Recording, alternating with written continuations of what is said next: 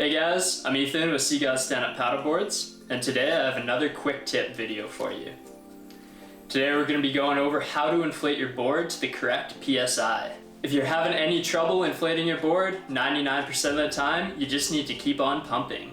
Seagods boards come with an upgraded valve and a great dual-action high-pressure pump. We recommend going between 15 and 20 PSI. If you're on the smaller size, you can go between 16 and 18 and it'll be perfect. If you want optimal performance or you are a larger rider, keep going to 20 PSI. First thing you want to do when pumping up your board is screwing on the hose to the pump, making sure it is tight. Next, you'll remove the dust cap from your board and make sure the pin is pushed into the up position. If you forget this step, you'll get your hair blown back and you'll lose a ton of pressure from the board. Trust us, you don't want to make this mistake. So your pump has two nozzles to attach the hose to. One is for inflation and one is for deflation. Today we want to pump up our board, so we will attach it to the inflation side. Make sure you turn it nice and secure on here. Next, you'll want to attach the pump hose to the board and secure it with about a half turn into the board.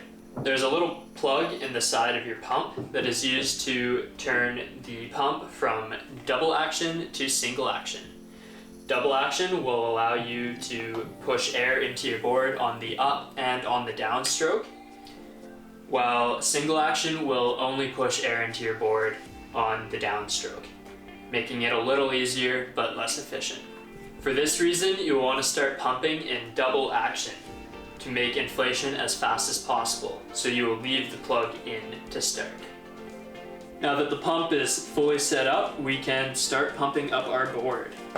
I like to take a staggered stance while pumping for the best ergonomic position, and I'll do 15 to 25 pumps on a side and then switch, just to kind of balance things out.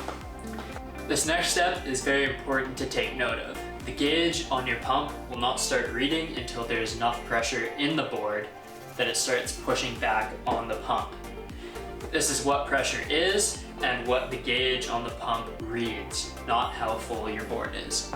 So even if your board looks full, it is nowhere close to 15 to 20 PSI. Just keep pumping. Now my board looks full and you can see the gauge start to move. Keep going. Now it is getting a bit difficult to pull up on the pump handle. This is the time to pull the plug and move from double action to single action. And now it'll be easy to pull up and you can focus on the downstroke. Keep pumping. It's a good warm-up. When you unscrew your hose from the valve, it will release a bit of air, so do it quickly. Replace your dust cap to keep the valve clear of dirt, dust, and water. Remove the hose from your pump to avoid the hose getting bent, and store it in a loop.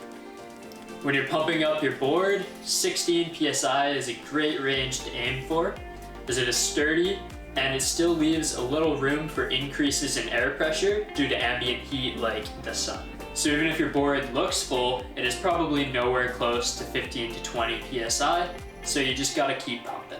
If you like this quick tip video, make sure to like and subscribe to our YouTube channel. If you want more Seagods content, check out our Instagram and Facebook. They'll be linked below. If you're looking to purchase a board, check out seagods.ca.